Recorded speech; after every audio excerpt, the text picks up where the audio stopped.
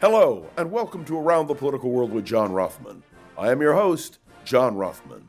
If you're a fan of the show, make sure to hit the follow button on the top right of Apple Podcasts, Spotify, or wherever you are listening at this very moment. When you hit follow, leave a review or share an episode with a friend. It helps other people discover the show, keeps us going. As I like to point out, each and every day, it expands our base. We talked this morning about Jew hatred, pure and simple. We have had a number of incidents which have taken place, which demonstrate graphically and tragically that there is Jew hatred on the rise in this country. Whether it is in Washington, D.C., where two young people who worked at the Israeli embassy in Washington were gunned down in cold blood, or in Boulder, Colorado, where a peaceful demonstration was being held to remember those still held hostage by Hamas. Well, look what happened. There was a tragedy. Firebombs, that is Molotov cocktails, thrown in a crowd. Now, fortunately, as of this morning, no one is dead, but the damage is done. We saw the flames leaping into the sky, and we saw the tragic impact of murder, most foul, in Boulder, Colorado. This epidemic, and that's what it is, of Jew hatred is growing. And it seems to me that there seems to be an unwillingness to grapple with the problem. I want everyone to be aware that one of the lines uttered in Boulder was Free Palestine, the same line used in Washington, D.C., which has become emblematic for the destruction of the Jewish people. From the river to the sea, Palestine will be free. Remember, the river is the Jordan, the sea is the Mediterranean, and everything in between is Israel. But there was another line which is now being quoted from Boulder, Colorado. End Zionists. End Zionists. Calling for the destruction of those who favor the right of Israel to exist. This is, to me, the ultimate and necessary point that needs to be made. End Zionists means kill Jews, pure and simple. And yet, we see a passivity, whether it is on college campuses, whether it is in our own communities, to confront the fact that Jews are now subject to a feeling of not only insecurity, but danger. Last night was Shavuot, a Jewish holiday commemorating the giving of the Ten Commandments. And what is important to note is that in Jewish institutions across the country, security was stepped up. More security, more police, more law enforcement officials, because there is a recognition that Jews are now in the crosshairs. Jews are now a target. And let me point out that this is not just a domestic problem. In the Polish election, which was held yesterday, the question of the Holocaust was an issue, and the complicity of Poland in that tragic series of events also literally on the ballot. And the man who appears to have won, backed, I would point out, by Donald Trump, is most assuredly a revisionist when it comes to the Holocaust. There is something decidedly wrong, not only in our own communities, not only in the United States, but around the world. If you talk to Jews in France, they are taking off their Stars of David. They are taking off their yarmulkes, the skull cap that a Jew may choose to wear. Tighter security at synagogues and Jewish centers. But my friends, not only in Europe, we're talking about the same precautions held here in the United States. Today is Shavuot. It began at sundown last night.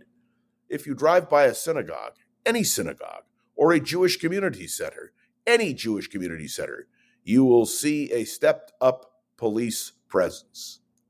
How do we confront this hatred of Jews, this age-old hatred?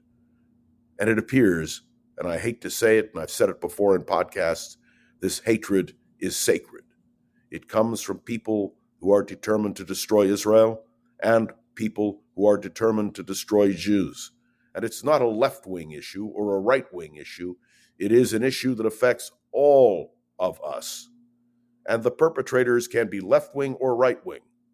We will always remember the David Dukes of Louisiana, the Republican nominee for governor of that great state, talking about Jews in such pejorative and negative ways.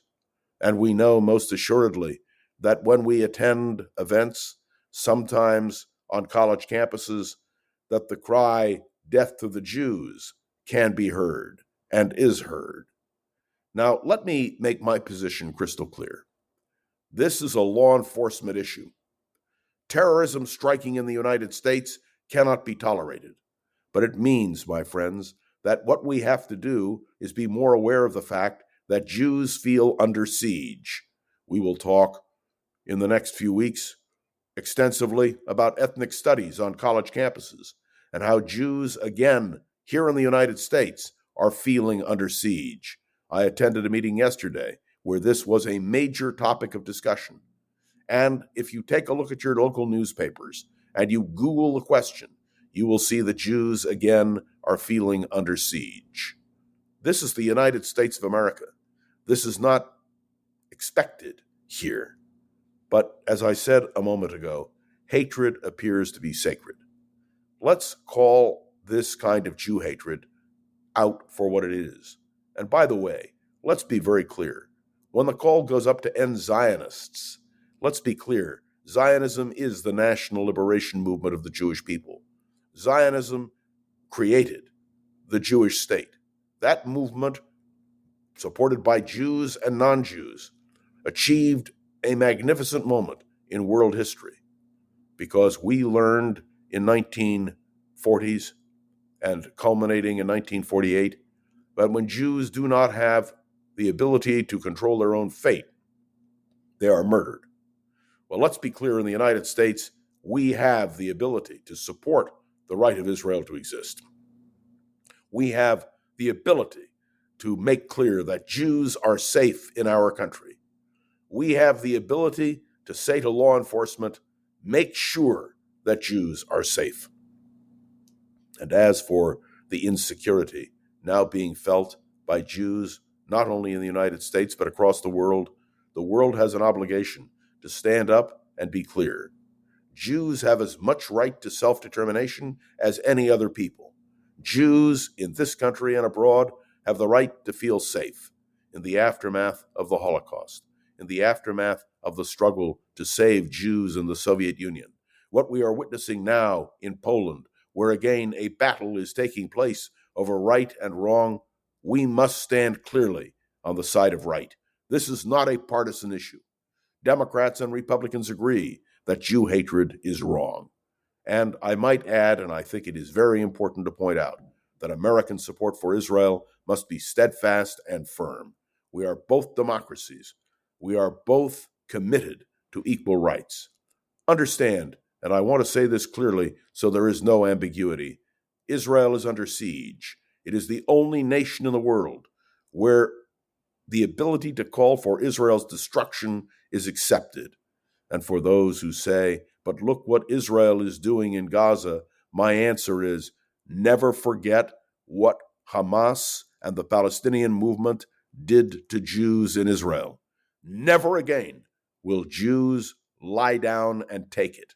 Enough is enough, and the world better understand it. So we have a real problem. It is a problem which needs to be addressed right here in the United States and around the world.